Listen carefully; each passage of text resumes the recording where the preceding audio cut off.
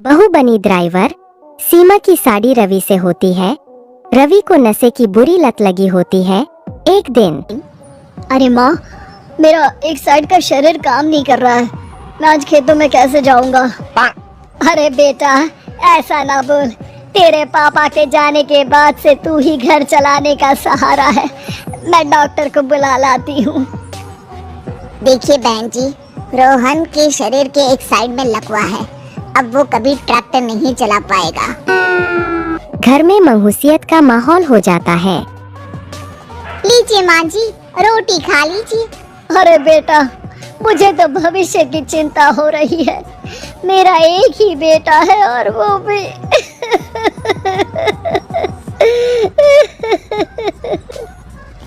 माँ जी, आप चिंता न करें। जब तक ये बीमार है मैं खेत जाकर काम कर लिया करूँगी। वैसे भी नशे के कारण इनका शरीर काफी कमजोर हो गया है। अगले दिन सीमा खेत में जाकर काम कर शाम को घर लौटती है। ये ले बेटा, पानी पी ले। कैसा रहा काम का पहला दिन? माँ जी, काम तो ठीक है, लेकिन मैं अगर एक ट्रैक्टर चलाना सीख लूँ ना तो काम और भी आसान हो जाएगा। अरे बेटा, दुनिया क्या कहेगी कि औरत होकर ट्रैक्टर चला रही है? माँ जी, या तो हम दुनिया देख ले या अपना घर, कोई बात नहीं। जब ये ठीक हो जाएंगे तो सब ठीक हो जाएगा। अरे बहू, जरा बाहर तो आना। जी माँ जी। बहू, तेरे मामा जी आए हैं, तूने बुलाया था ना? हाँ माँ जी, वो मामा जी ना आज से मुझे ट्रैक्टर चलाना सिखा। सीमा मामा जी से ट्रैक्टर चलाना सीखती है। वो मन लगाकर खेतों में काम करती है। और एक दिन, माँ जी, पता है इस बार पूरे गांव में सबसे ज्यादा फसल का उत्पादन हमारे खेतों में हुआ है।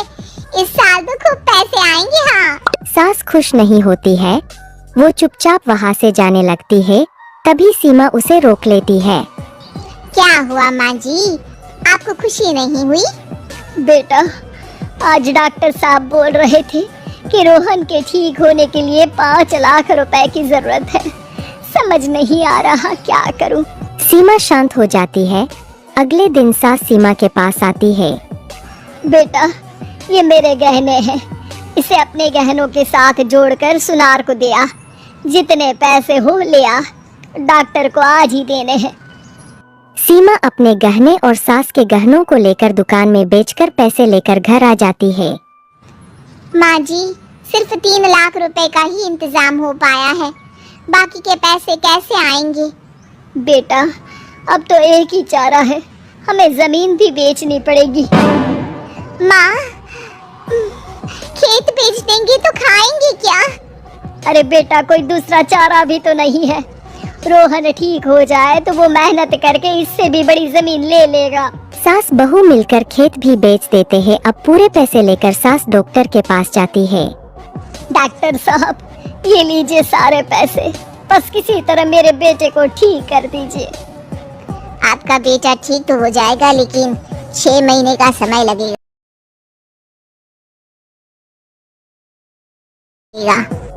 सास बहू सोच में पड़ जाते हैं कि अब तो कोई जारिया भी नहीं रहा जहाँ से उन लोगों की कमाई हो।